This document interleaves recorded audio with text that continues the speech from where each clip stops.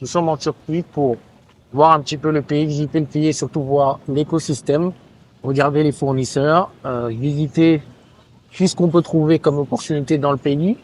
La Turquie est un beau pays qui n'a rien à envier à beaucoup de pays européens et donc on va découvrir les différentes opportunités. Je vais essayer de vous montrer tout ce que je peux comme opportunité ici dans le pays. Et puis je vous dis à tout de suite. On va commencer par des petites visites de la ville et ensuite on ira voir certains fournisseurs.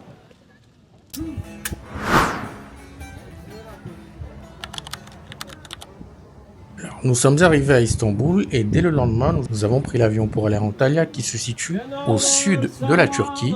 Le planning était de se reposer quelques jours, 3 à 4 jours à Antalya, qui est une très belle ville, vous allez le voir, pour ensuite remonter à Istanbul et commencer le rush à aller visiter les fournisseurs.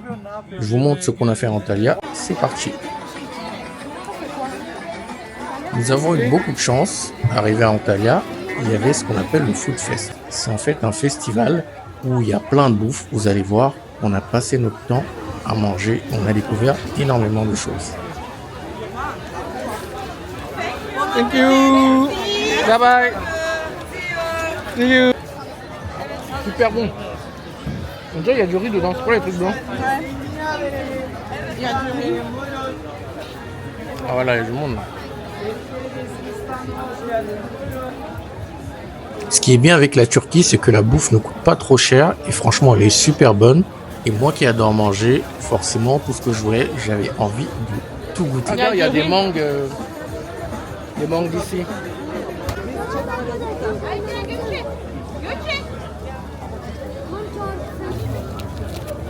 Je vous avais prévenu, on a vraiment passé notre après-midi à goûter énormément de choses. On avait le ventre plein à la fin de la journée. Le soir, nous sommes allés dans un parc qui s'appelle Land of Legend. C'est une sorte de Disneyland, mais pas loin d'Antalya, pour aller voir le spectacle qui se déroule tous les soirs à 22h.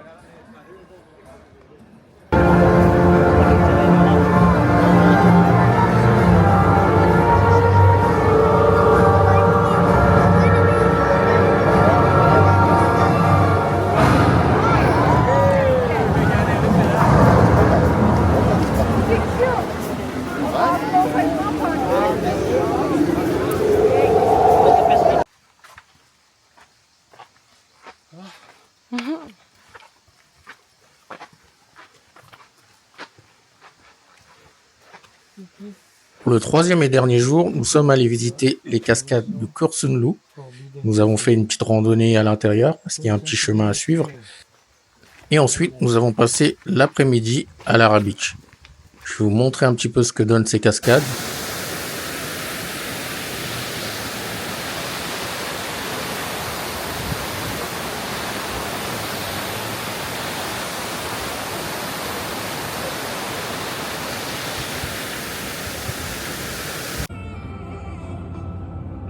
Notre vol retour vers Istanbul était prévu le soir même à 23h.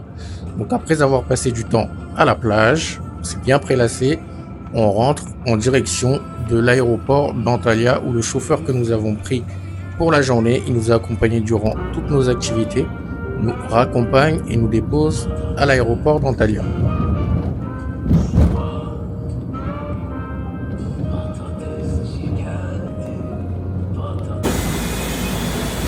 Là, arrivé à Istanbul.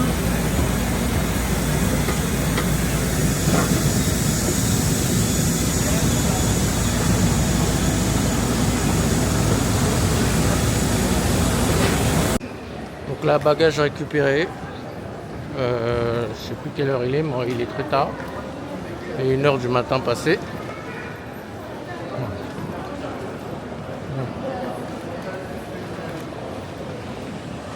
On va sortir retrouver notre chauffeur.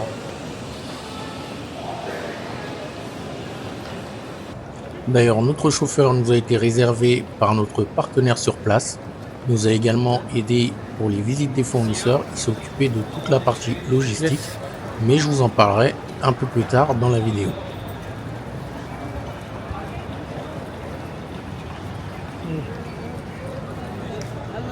Hello. Your name, sir? Paul. Check your name. No. Yes, this one. How? Nous avons retrouvé notre chauffeur qui nous transporte directement à notre hôtel. Comme je vous disais juste avant, notre chauffeur nous a été réservé par notre partenaire qui s'appelle Aftuco et qui peut vous aider lorsque vous allez en Turquie, qui peut vous réserver les vannes, qui peut vous aider à faire des séjours en Turquie si vous voulez voir des fournisseurs. Et vous allez le voir, c'est de belles prestations. Notre hôtel se situait à peu près 40 minutes de l'aéroport principal d'Istanbul, parce qu'Istanbul, il y a 2 aéroports, un peu la même distance entre Roissy-Charles de Gaulle et le centre de Paris. Donc nous y arrivons dans quelques minutes et on va directement se coucher parce qu'on est KO. Hello à tous, j'espère que vous allez bien. Je parle pas trop fort. Il est tôt le matin, on a dormi à 3 heures, complètement KO. Et aujourd'hui, on va aller voir des fournisseurs ce matin avec notre partenaire qu'on a sur place. Donc je vais vous emmener, vous montrer le maximum de choses possibles. Et là, franchement, on est KO. Je suis totalement défoncé. On est arrivé tard à Antalya, on est arrivé tard à l'hôtel. Bon, ça va quand même être une bonne journée. À tout de suite. Là, nous sommes avec Marc, qui fait partie de l'équipe Aftuco et qui est notre guide et également notre traducteur pour ces visites chez les différents fournisseurs parce que tous les fournisseurs turcs ne parlent pas très bien anglais. Il est donc impératif d'avoir des traducteurs avec vous et Aftuco peut vous en procurer. Marc est un Camerounais qui vit en Turquie depuis un moment, donc il connaît très bien les rouages du pays et c'est ce qu'il est en train de nous expliquer avec le chauffeur. Même ici, pour sortir du pays, tu peux pas sans payer tes factures.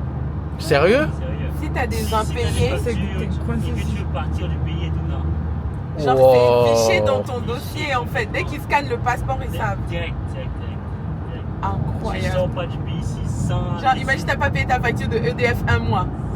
C'est mort. Oh putain. C'est un peu, ça ressemble beaucoup au principe asiatique hein, quand même. Ouais. Ils ont un mix en fait, asiatique et européen. Ok. Mais Istanbul, c'est grand. Hein. Ah, ça c'est rien, ça c'est rien encore. C'est vrai, parce que hier, quand on venait. Effectivement, Istanbul est très grand et est composé de 2 côtés. Il y a le côté européen et le côté asiatique. Et là, pour passer du côté européen au côté asiatique, on prend le pont qu'on vient de traverser.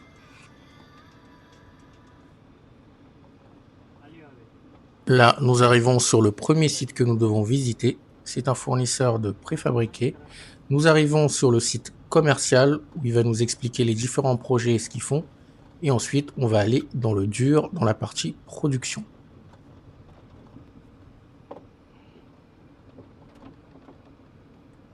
Blue color you can use for the outside, but this block of flats, the gypsum board, you cannot use for the outside. It has to be inside. Again, over this Bordex material, we have cemented chipboard. What is cemented chipboard? Le commercial nous explique la structure d'un préfabriqué et il nous explique surtout les différentes options que nous pouvons avoir en fonction du préfabriqué et de ce que nous voulons. En fonction de ce que vous voulez créer, en fonction de votre situation géographique, en fonction de votre pays, de ce que vous voulez exactement construire, ils ont différentes options. Et là, nous sommes en salle de réunion et il va nous présenter leurs différents projets, les différents types de préfabriqués qu'ils peuvent nous donner. Et on va surtout faire un focus sur le marché africain et sur les derniers projets qu'ils ont en cours sur le continent. Like once you buy furniture from IKEA. Là, nous quittons la partie commerciale et nous allons directement à l'usine pour voir comment sont fabriqués justement les préfabriqués dont on nous a parlé pendant le meeting.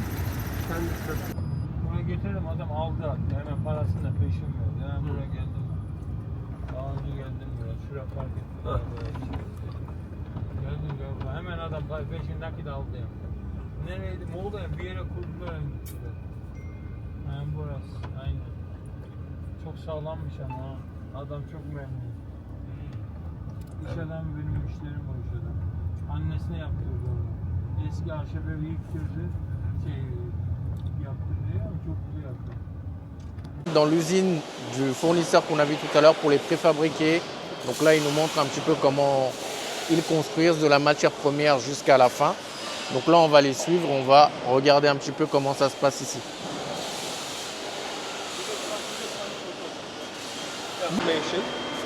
These are the raw materials in coils, and whenever you have the coils from this machinery, you can make a looking. If it's an uncolored one, you can use even for the board, but this colored one you can use for the perfect. You already cut it and slide it.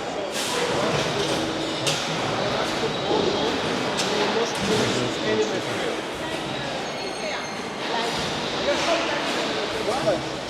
No, this is not the same quality. Yeah, that's Yeah, I know. you do the bendings like this and that, then the thickness you can reduce it, and still you can carry more load. And also inside the profiles, you see there is like a nails here.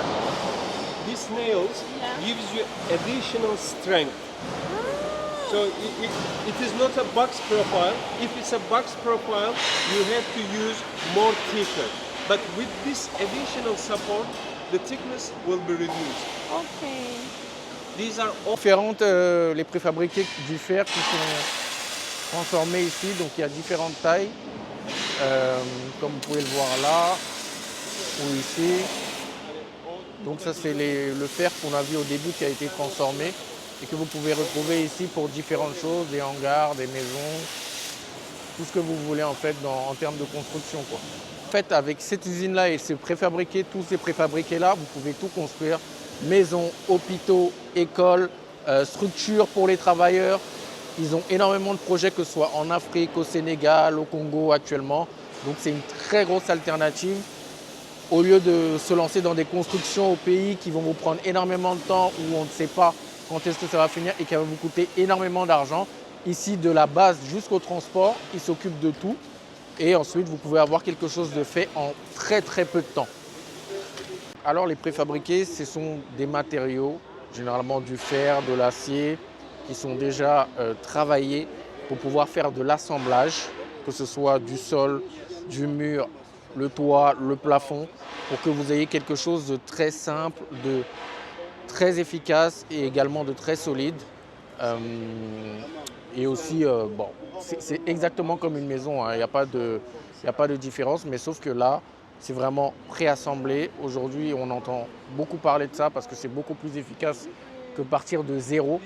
Et les matériaux sont vraiment hyper fiables. Et c'est moins coûteux, beaucoup moins coûteux que de faire une maison de A à Z en partant de la structure, du béton, jusqu'au toit, jusqu'à mettre les murs, les ouvriers que vous devez payer, que vous devez gérer, que vous appelez, ils ne sont pas là. Donc toutes ces choses-là, vous évitez ça avec du préfabriqué, vous dormez mieux et vous savez au moins que là, vous avez quelque chose de très fiable et qui va arriver en très peu de temps. C'est possible de fabriquer une maison en moins de 2 semaines.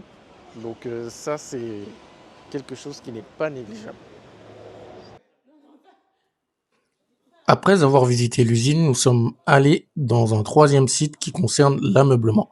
Je vous ai parlé des préfabriqués, mais il faut savoir que lorsque vous commandez un préfabriqué, vous pouvez être livré dans un préfabriqué complet, avec tout l'ameublement qu'il faut pour une salle de bain, pour une cuisine, pour une chambre. Vous pouvez avoir tout l'ameublement qui est fourni avec. Et nous sommes partis visiter la partie ameublement pour voir toutes les prestations qu'ils peuvent proposer. Les conteneurs que vous commandez, vous pouvez avoir tous ces ameublements à l'intérieur. Kimle görüşmüştünüz siz? Kamil bizden mi yoksa şokundan mı? Anladım. Yeah, please. Bakalım mı? Vous pouvez arriver dans votre préfabriqué. Ce que je vous disais tout à l'heure, c'est que vous pouvez tout avoir sans beaucoup d'efforts. Quand même, tu vas t'inspirer. Donc il y a énormément de choses. Vous voyez les matériaux, la qualité des matériaux. Tout ça, ça peut venir en même temps. Ça peut venir en même temps que votre préfabriqué. Ah, Ne ikram edelim, ne içersiniz? Tea, coffee, what you would like to drink? thank you. Ah, it's not a committee. Thank you. Hiçbir şey istemiyorum. Teşekkürler. Okay. Now, okay. You want to... Just I don't Yeah, want yeah, to yeah. be in interview, so let me remove this guy. Yeah, yeah, give you. Yeah, thank you. What about the lights? Yeah. Continue dans la partie salle de bain. Voilà, vous avez à peu près tout. Là. Vous voyez derrière moi, on est dans toute la partie salle de bain. Bien évidemment, je vous ai dit que tous ces ameublements peuvent venir avec votre préfabriqué, mais vous pouvez également commander chez ce fournisseur-là si vous êtes en train de bâtir et de construire une maison classique. Donc ça, ce sont des aménagements qui peuvent arriver avec un préfabriqué et aussi sans préfabriqué sous un logement classique. Ça, c'est la partie mini sauna.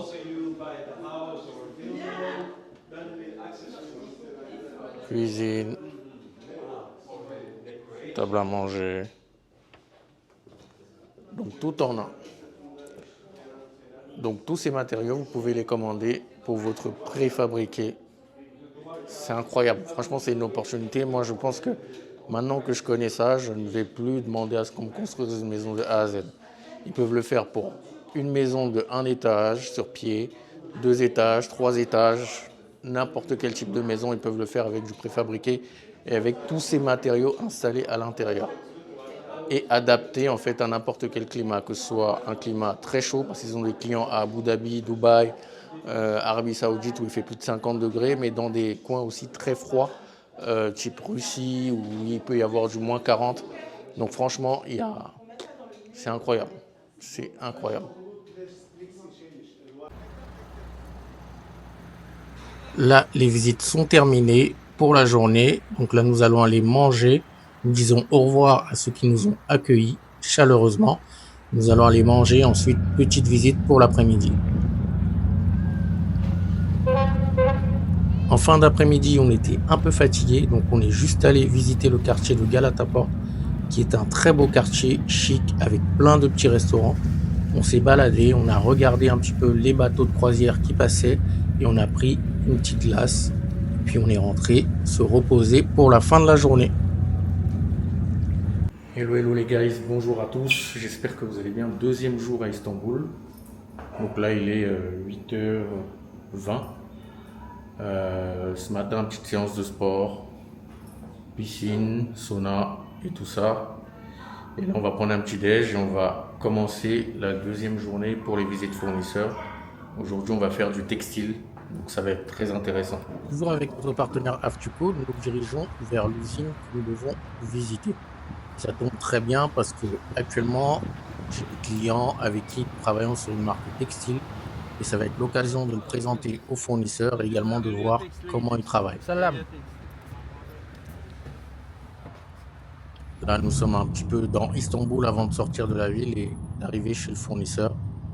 Je vous montre un peu la ville. Donc là, arrivé chez le fournisseur, nous sommes dans la partie réception. Donc là, tu es tissu, la partie réception de tissu en fait.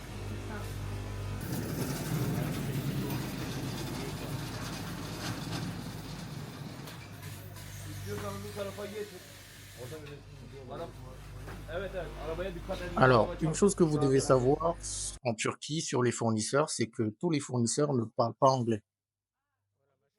Bon, il faut avoir un traducteur. Comme vous pouvez le voir, vous pouvez l'entendre, le patron de l'usine qui a la chemise bleue ne parle pas anglais.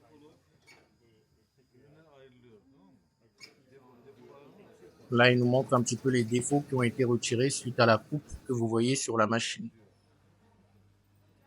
Ok, donc là en fait, on est dans la partie où ils reçoivent le tissu et ils font le découpage et le contrôle juste de l'autre côté. Et on vient juste de traverser la partie patron. Du coup, il découpe par rapport au patron. Donc là, il y a tous les tissus, tous les types de tissus qu'on peut voir en rouleau. Et donc là, on va passer à la partie suivante. O üzerine burada çizimleri yapılıyor. Ici, Ekrandaki. ce sont les dessins, les Sonra designs. o serilen ürünün üzerine atılıyor sonra kesiliyor.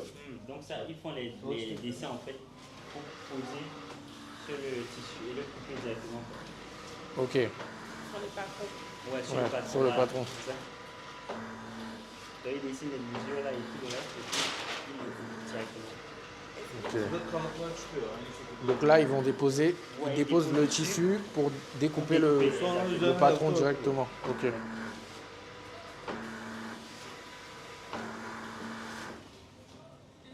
Ok, c'est pour ça que quand tu vas là-bas, en fait, il y a un papier sur lequel Yes, ils yes. vont découper directement les bonnes mesures qui sont sur la machine. Voir en direct ce que je vous expliquais juste avant. L'opérateur découpe en fonction du patron. Donc chaque vêtement, chaque partie d'un vêtement, il y a un patron qui est imprimé dans la machine qu'on a vu juste avant. Et là, l'opérateur le découpe pour après l'envoyer à l'assemblage. Voilà. Ok. Et puis ça amène directement. Ça amène de l'autre côté du site pour qu'il commence à faire l'assemblage. Donc ça va dans tous ces départements-là. Ok. Après avoir visité l'usine, nous enchaînons sur une séance de travail. Comme je vous l'ai dit juste avant, actuellement j'accompagne une marque de vêtements pour enfants et le but est de voir avec le fournisseur ce qu'on peut faire ensemble, s'ils sont capables de faire les vêtements de la collection. Je suis venu avec tout, j'étais bien préparé et là on commence à regarder modèle par modèle ce qui est possible de faire. Ne? Gabardin değil mi bu? Gabardin. Le Bermina, c'est Roger. Kumaşın adı Sergey. Evet. Bermuda. Şey, Bu var, baskılı var. hiç Pamuk var. Ça c'est le produit final. Tu vois. Donc ça c'est truc avec les détails, comment ce sera. Broderie anglaise. Tu vois, avec tous les détails, le zip, là, la partie inside. Böyle istemez. Et ensuite, ça c'est l'étiquette avec les différentes pantones, couleurs. Ama hani numarası var ya. Numarası var. Et ça c'est l'imprimé. Burası için ama bura değil. Sadece yaka için. O da Ouais, il va falloir mettre là. Et les tailles, c'est 4, 6, 8, 10, 12 years. nihayetinde finalde Öbür modeller? Et puis l'autre modèle. L'autre modèle, les autres modèles, ça c'est le même modèle et il y en a deux. Comme je vous l'ai dit, je suis venu préparer avec les éléments que la designeuse avec qui je travaille m'a donné, les échantillons de tissu. Lorsque vous allez visiter un fournisseur, peu importe le fournisseur, venez vraiment préparer pour que vous soyez pris au sérieux. Ne venez pas comme un touriste. 180 GSM çok düşük değil. Niye? Ha, unutularsa soruya. Ah. Donc là, Bu Afrika'nın özelliğinde var ya böyle. alors, donc là en Tchéquie, vous avez deux types de fournisseurs. Ceux qui vous font déjà du prêt à porter, prêt à vendre. Donc vous prenez sur catalogue et vous vendez directement. Ou vous avez des fournisseurs personnalisés, c'est-à-dire qu'ils vous font exactement ce que vous voulez. Ils peuvent également vous proposer des modèles que vous pouvez choisir et ensuite personnaliser pour votre marque. Ou bien tout construire de A à Z, c'est-à-dire du début jusqu'à la fin, le choix du tissu, jusqu'au design et jusqu'à la vente, le packaging, etc. Donc, ils font tout ça. Aujourd'hui, on est chez ce type de fournisseurs qui vous font tout exactement, qui peuvent faire tout de A à Z, c'est-à-dire de la conception jusqu'à la création du produit, le packaging, et ensuite, ils vous envoient ça par camion sous 2-3 semaines. En France, si vous êtes en France, en Afrique, si vous êtes en Afrique. Donc ça, c'est des choses qu'il faut voir avec eux. Mais si vous avez tout type de produits, vous avez des joggings, vous avez des t-shirts, vous avez des sous-vêtements pour femmes, des joggings pour hommes, des casquettes, des polos. Donc vous avez extrêmement tout. Et là-bas, il y a des vêtements pour femmes aussi. Donc, veillez vraiment à savoir quel type de vêtements vous souhaitez choisir en fonction de votre budget. Soit vous voulez lancer quelque chose qui est déjà fait, soit vous voulez partir sur quelque chose de A à Z. Mais pour ceux qui ne veulent pas passer par un fournisseur et passer par un grossiste, on va également aller dans ce quartier. On a repris la voiture et on va dans un quartier où vous pourrez être servi et vous allez trouver exactement ce qu'il vous faut.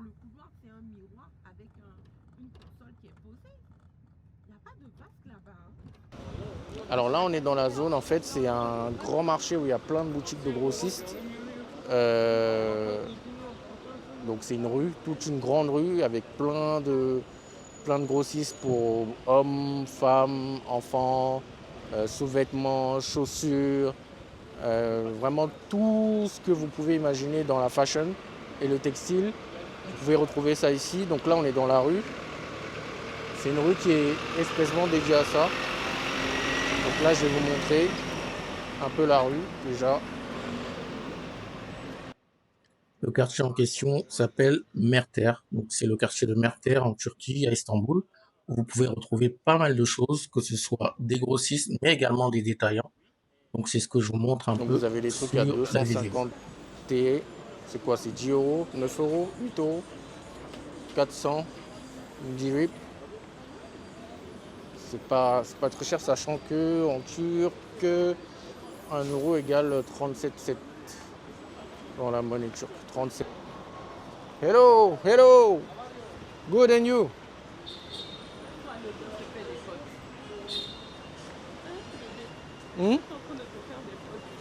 De ouf. Généralement, 11h, c'est la bonne heure pour commencer. À travailler? Oui. C'est vrai que j'ai vu, quand on était en Antalya, de 8h jusqu'à 10h, c'était un peu mort. Tout le monde dort, parce qu'ils ferment tard. Ah oui, c'est vrai. Tu vas voir, les gens sont debout à 3h du matin en train de vendre. Oui, c'est 2 vrai, heures du matin c'est en train vrai. de vendre. Ok. Donc on est resté dans le quartier un moment. On est notamment allé voir pas mal de grossistes, que ce soit pour l'Afrique, surtout pour l'Afrique, et voir ce qu'il est possible de faire, les prix qui sont possibles de négocier, et voir surtout si moi, dans mes prestations, je peux le proposer également à mes clients.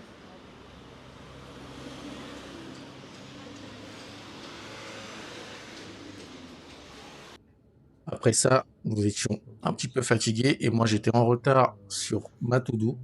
Donc je suis rentré, j'avais pas mal de choses à faire niveau taf. J'ai bossé et ensuite le soir on n'a pas fait grand chose, on s'est reposé, on allait manger. Ok.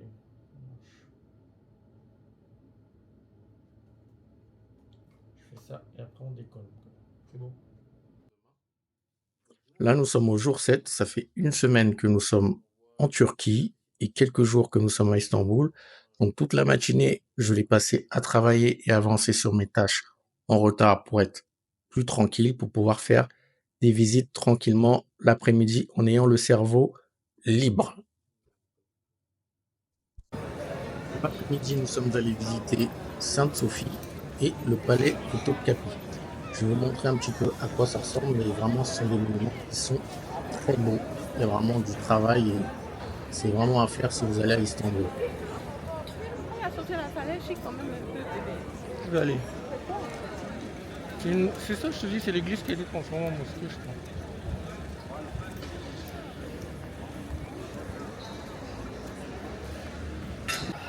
Là, je suis dans le palais, il y a un très grand jardin. Lorsqu'il fait beau, c'est très agréable, c'est bon à vivre.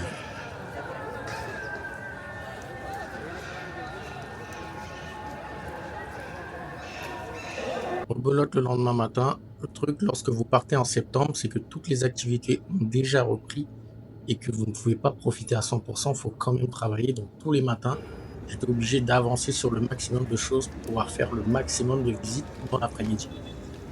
Justement, l'après-midi, nous sommes allés visiter la mosquée bleue. C'est la mosquée que vous voyez sur toutes les photos. Partout où vous passez dans Istanbul, vous la voyez de loin et elle est vraiment magnifique. Ça, c'est l'extérieur, une partie de l'extérieur. Je suis également allé à l'intérieur pour me recueillir, mais je n'ai pas filmé l'intérieur parce que pour moi, c'est un lieu sacré et il faut le garder sacré.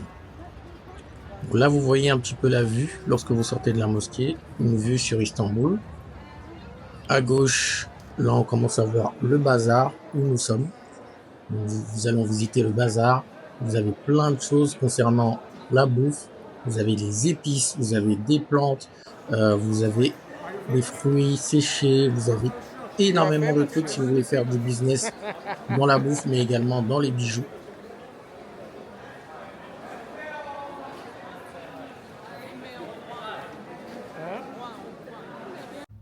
Hello, hello, aujourd'hui on est samedi, il nous reste encore 2 jours en Turquie. Là c'est repos, full repos, shopping, visite, fait les touristes quoi. Voilà, donc aujourd'hui, je sais pas si je vais filmer beaucoup aujourd'hui, mais en tout cas s'il y a des choses à filmer, je vais vous montrer un petit peu. Mais en tout cas là, c'est full repos parce que la semaine prochaine, on repart au charbon. Donc on va dormir, se reposer, chiller, en tout cas jusqu'à la fin du séjour. Le soir, nous sommes allés faire un dîner croisière sur le Bosphore. Si vous êtes à Istanbul, c'est aussi quelque chose à faire. N'hésitez pas à le faire, franchement c'est très beau. Et le repas est plutôt bon. Je vous montre un petit peu l'intérieur du bateau dans lequel on était. Et vous allez voir, la vue est à Pelosis. Là, vous pouvez voir un petit peu Istanbul by night. C'est vraiment un pays qui n'a rien à envier aux pays européens.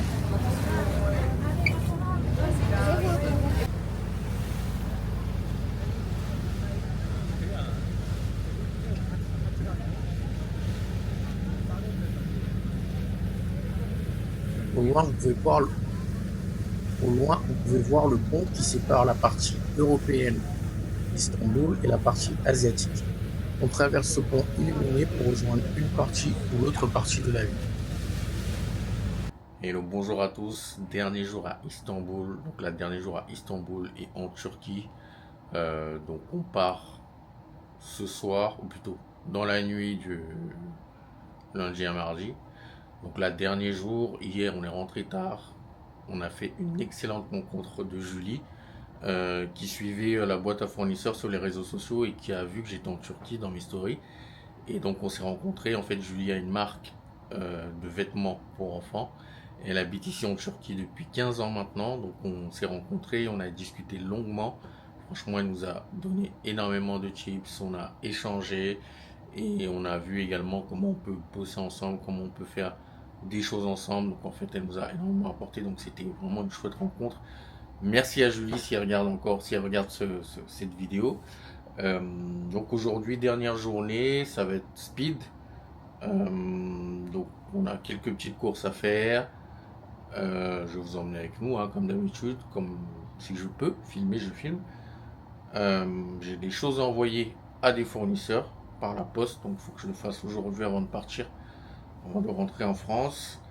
Ensuite petite détente et puis petite surprise à la fin avant de partir que je vous montrerai et puis voilà un peu le programme de la journée. Donc là on va prendre le petit déjeuner rapidement et ensuite on va commencer à faire les trucs en speed. Le but c'est d'être ici en fait à l'hôtel pour 19h 20h grand maximum pour dormir un peu avant de rentrer pour pas être claqué en fait à l'arrivée à Paris. Allez, à tout à l'heure. Là c'est bon, on est prêt, on a pris le petit déj, on s'est préparé. Là c'est parti pour les dernières courses. Avant de quitter Istanbul, on va aller faire les dernières courses, faire 2-3 petits trucs et puis bien se reposer pour la suite. Donc on est parti pour Aksaray ou je sais pas quel quartier on va aller. En tout cas, on vous dit ça. Allez, je vous laisse ça tout de suite. Donc là on est arrivé, on est dans le quartier d'Aksaray. Là vous avez des magasins qui font du gros, qui sont des grossistes. Là vous voyez ça sort de camion.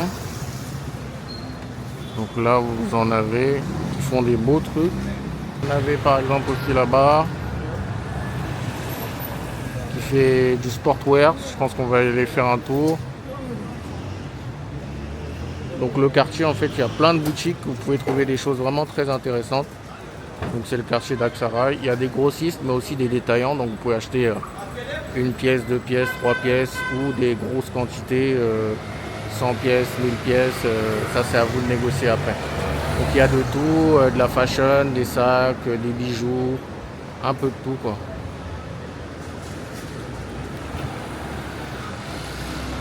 Donc là c'est la partie, c'est le magasin qu'on vous a montré tout à l'heure, c'est la partie détail.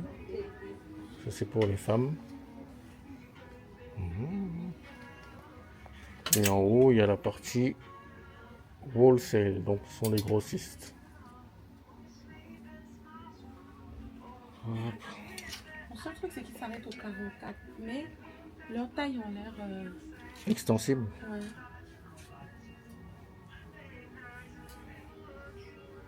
Là, il faut trouver...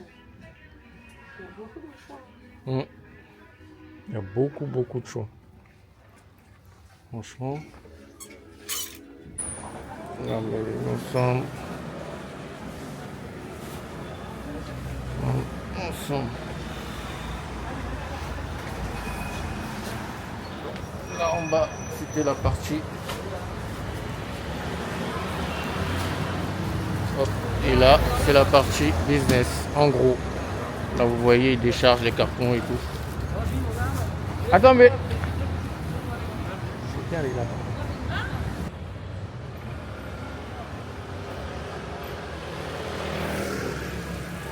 Là on y va, on fait plein de boutiques, on va voir. Elle est où? Elle est où? Elle est partie où?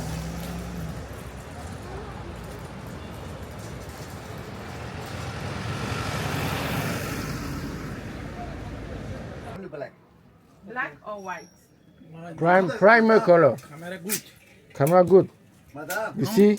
how much money camera this? No. Huh? No money. How much money? You how much money buy? Think you can buy it 100 times. You have more money than me. $100? No, less. How much? 5,000. 5.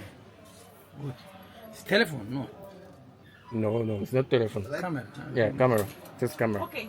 Later. So, You like gold, But madam? you can buy. Gold like? no, short, because too long. Yeter bana diyor. This is Ça négocie dur. Dur. Dur, vraiment. Là, on essaye. Faut voir. Donc là, on vient d'arriver, de rentrer de notre roche. Là, on va se reposer. Profiter une dernière fois de cette vue. Et ce soir, back to the future. Avant de me reposer, j'ai voulu aller faire ma séance de sport quotidienne que je n'ai pas faite le matin. Et ensuite, me détendre un petit peu, faire un peu de sauna, un peu de hammam, un peu de piscine, histoire d'en profiter une dernière fois avant de rentrer sur Paris. Je vais vous montrer un petit peu ce que ça donne. Ça, c'est l'entrée du hall. Hello. Vous avez tout l'espace que je vous montrerai après, où il y a le sauna, hammam, piscine. Vous allez voir, la salle de sport est immense. On ne dirait pas qu'elle est dans un hôtel, mais en fait, elle fait 3 étages. C'est incroyable. Je vais vous montrer une partie. En tout cas, la partie running, la partie boxe. Il y a une salle il y a un ring de boxe. Il y a des running, il y a toutes les machines. Et là, j'ai déjà monté, je crois, 2 ou 3 étages, je sais pas. Mais en tout cas, pour une salle de sport dans un hôtel, la salle est immense. C'est la première fois que je vois une salle aussi grande dans un hôtel.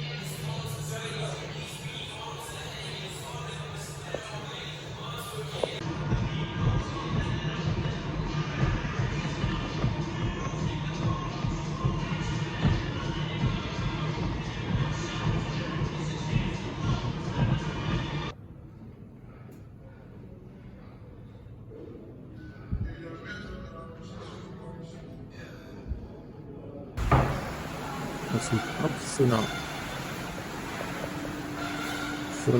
ensuite hammam, et après on va finir à la piscine et dodo.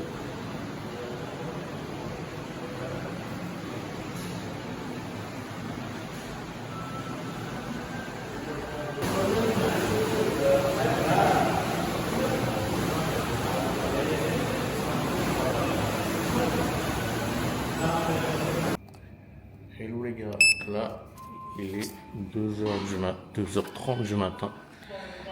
On est en train d'aller à l'aéroport là, je suis complètement KO. On a dormi juste un petit peu.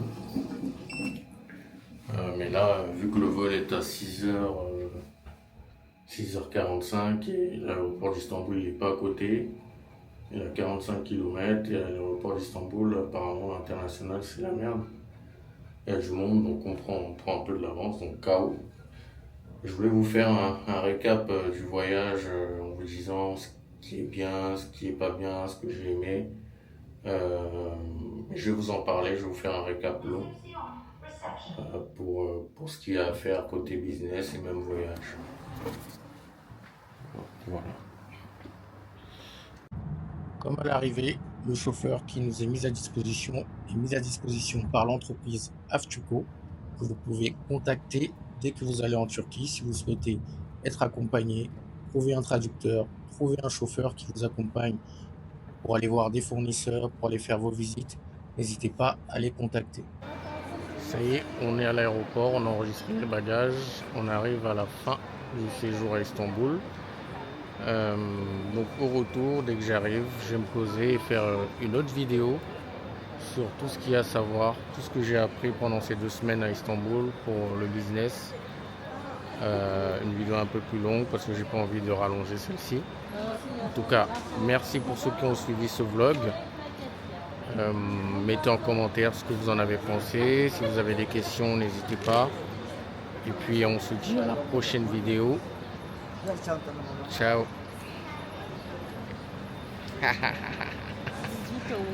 Combien? 600. Oh, ils abusent. Allez, ciao.